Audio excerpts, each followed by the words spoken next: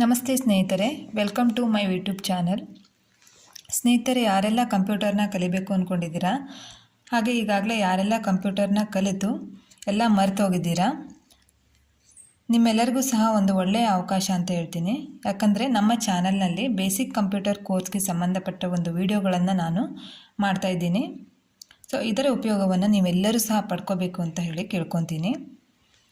ವಿದ್ಯಾರ್ಥಿಗಳಿಗಿರ್ಬೋದು, ಮನೆಯಲ್ಲಿರುವ ಒಂದು ಗೃಹಿಣಿಯರಿಗಿರ್ಬೋದು, ಹೊಸದಾಗಿ ಯಾರಿಗೆ ಜಾಬಿಗೆ ಸೇರಿಕೊಳ್ಳುವಂಥವ್ರಿರ್ಬೋದು, ಈ ರೀತಿ ಕಂಪ್ಯೂಟರ್ನ ಹೊಸದಾಗಿ ಯಾರು ಕಲಿಬೇಕು ಅಂತೇಳಿ ಆಸಕ್ತಿ ಉಳ್ಳವರು ಎಲ್ಲರೂ ಕೂಡ ಒಂದು ನಮ್ಮ ಚಾನಲ್ನ ನೋಡಿ ಸಬ್ಸ್ಕ್ರೈಬ್ ಮಾಡಿಕೊಂಡು ವೀಡಿಯೋಸ್ನ ಎಲ್ಲ ವಾಚ್ ಮಾಡಿ.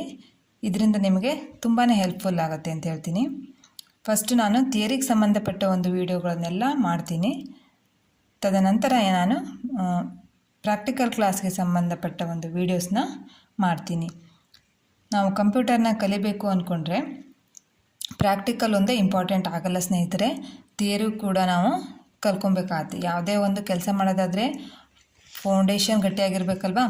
ಈಗ ಬಿಲ್ಡಿಂಗ್ನ ಕಟ್ಟೋದಾದರೆ ಏನು ಮೇನ್ಲಿ ಬೇಕಾಗಿರೋದು ನಮಗೆ ಫೌಂಡೇಶನ್. ಸೊ ಹಾಗೆ ಕಂಪ್ಯೂಟರ್ನ ನಾವು method full step by step ನೀಟಾಗಿ ಕಲಿಬೇಕಂದ್ರೆ ನಮಗೆ ಏನು ಬೇಕು, ಹಿಸ್ಟ್ರಿನ ತಿಳ್ಕೊಳ್ಳೋದು, ಕಂಪ್ಯೂಟರ್ನ ಹಿಸ್ಟ್ರಿ ತಿಳ್ಕೊಳ್ಳೋದು ವೆರಿ ಇಂಪಾರ್ಟೆಂಟ್. ಹಾಗಾಗಿ ನಾನು ಫಸ್ಟು ಥಿಯರಿ ಕ್ಲಾಸ್ನ ಎಲ್ಲ ನೋಟ್ಸ್ ಸಮೇತವಾಗಿ ವಿದ್ಯಾರ್ಥಿಗಳಿಗೆ ಹೆಲ್ಪ್ ಆಗಲಿ ಅಂಥೇಳಿ ಇಂಗ್ಲೀಷ್ನ ನೋಟ್ಸ್ ಸಮೇತವಾಗಿ ಕನ್ನಡದಲ್ಲಿ ಮೀನಿಂಗ್ನ ಹೇಳ್ತಾ ಹೋಗ್ತೀನಿ. ಅದಾದಮೇಲೆ ಪ್ರಾಕ್ಟಿಕಲ್ ಕ್ಲಾಸ್ನ ಸ್ಟಾರ್ಟ್ ಮಾಡ್ತೀನಿ.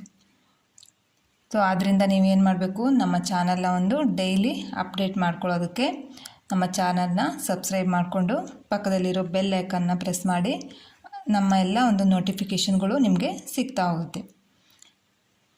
ಹಾಗಾದರೆ ಬನ್ನಿ ವಿಡಿಯೋನ ಸ್ಟಾರ್ಟ್ ಮಾಡೋಣ.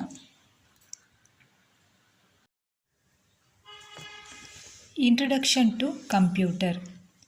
The term computer is derived from the Latin word computere, which means calculate or compute. ಇಲ್ಲಿ ಕಂಪ್ಯೂಟರ್ ಅಂದರೆ, ಕಂಪ್ಯೂಟರ್ ಅನ್ನೋ ಒಂದು ಪದ ಲ್ಯಾಟಿನ್ ಪದವಾದ ಕಂಪ್ಯೂಟರೆ ಅನ್ನೋ ಒಂದು ಪದದಿಂದ ಬಂದಿದೆ. ಕಂಪ್ಯೂಟರೆ ಅನ್ನೋದು ಲ್ಯಾಟಿನ್ ವರ್ಡ್, ಕಂಪ್ಯೂಟರೆ ಅನ್ನೋ ಒಂದು ವರ್ಡಿಂದ ಕಂಪ್ಯೂಟರ್ ಅನ್ನೋ ಒಂದು ವರ್ಡ್ ಬಂದಿದೆ. Which means calculate or compute. ಅದರ ಅರ್ಥ ಕ್ಯಾಲ್ಕುಲೇಟ್ ಮಾಡುವುದು ಅಂಥೇಳಿ ಅರ್ಥ. ಅಂದರೆ ಕಂಪ್ಯೂಟ್ ಅಂದರೆ ಕ್ಯಾಲ್ಕುಲೇಟ್ ಮಾಡುವ ಒಂದು ಯಂತ್ರವನ್ನು ಕಂಪ್ಯೂಟರ್ ಅಂಥೇಳಿ ಕರಿಬೋದು. Computer is an electronic device that is used for information processing. ಇಲ್ಲಿ ಕಂಪ್ಯೂಟರ್ ಎಂದರೆ ಒಂದು ವಿದ್ಯುನ್ಮಾನ ಯಂತ್ರವಾಗಿದ್ದು, it is used for information processing. ಮಾಹಿತಿ ಸಂಸ್ಕರಣೆಗಾಗಿ ಕಂಪ್ಯೂಟರನ್ನು ಬಳಸಲಾಗುತ್ತದೆ. ಇನ್ಫಾರ್ಮೇಷನ್ ಪ್ರೊಸೆಸಿಂಗ್ ಅಂದರೆ ಮಾಹಿತಿ ಸಂಸ್ಕರಣೆ ಅಂಥೇಳಿ ಅರ್ಥ. It accepts the data and instruction stored in its memory, processes and gives the result to the user. It accepts the data and instruction ಅಂದರೆ computer ಯಾವುದನ್ನು receive ಮಾಡ್ಕೊಳ್ಳುತ್ತೆ, data ಮತ್ತು ಇನ್ಸ್ಟ್ರಕ್ಷನ್ನ ರಿಸೀವ್ ಮಾಡ್ಕೊಳ್ಳುತ್ತೆ. ಡಾಟಾ ಅಂದರೆ ಏನು, ದತ್ತಾಂಶ ಅಂಥೇಳಿ ಕರಿತೀವಿ. ನಾವು ಯಾವುದೇ ಒಂದು ಡಾಟ್ ಇರ್ಬೋದು, ಟೆಕ್ಸ್ಟ್ ಇರ್ಬೋದು, ಪಿಕ್ಚರ್ಸ್ ಇರ್ಬೋದು, ಏನೇ ಒಂದು ನಾವು ಎಂಟ್ರಿ ಮಾಡ್ತೀವಿ ಸಿಸ್ಟಮಲ್ಲಿ, ಅದನ್ನು ಡಾಟಾ ಅಂತೇಳಿ ಕರಿತೀವಿ. ಇನ್ಸ್ಟ್ರಕ್ಷನ್ ಅಂದರೆ ಮಾಹಿತಿ.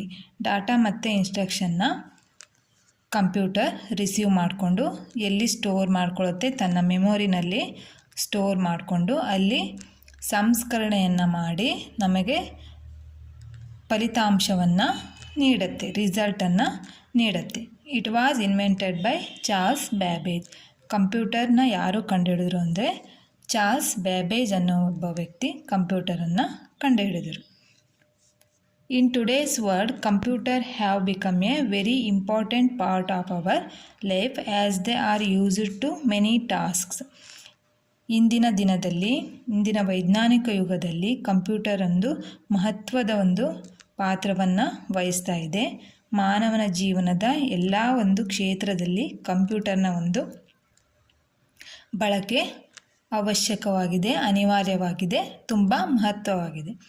ಎಕ್ಸಾಂಪಲ್ ಯಾವ್ಯಾವ ಕ್ಷೇತ್ರಗಳು ಅಂತೇಳಿದರೆ ಏರ್ಲೈನ್ಸ್ ಇರ್ಬೋದು, ರೈಲ್ವೇಸ್ ಇರ್ಬೋದು, hospitals, entertainment, communications, banking, educations ಈ ಎಲ್ಲ ಒಂದು ಕ್ಷೇತ್ರಗಳಲ್ಲಿ ಇವತ್ತು ಕಂಪ್ಯೂಟರ್ನ ಒಂದು ಸ್ಥಾನವನ್ನು ನೋಡ್ಬೋದು. ಹಾಗಾದರೆ ಮುಂದೆ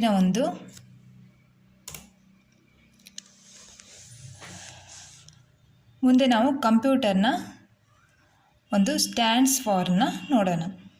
ಅಂದರೆ ಇಲ್ಲಿ ಕಂಪ್ಯೂಟರಿಗೆ ಒಂದು ಫುಲ್ ಫಾರ್ಮನ್ನು ನೋಡೋದಾದರೆ C for commonly, O for operated, M for machine, P for particularly, U for used for, T for technology, E for educational, R for research. ಒಟ್ಟು ಟೋಟಲಿ ಇದನ್ನು ಕಂಪ್ಯೂಟರ್ ಅಂತೇಳಿ ಹೇಳ್ತೀವಿ.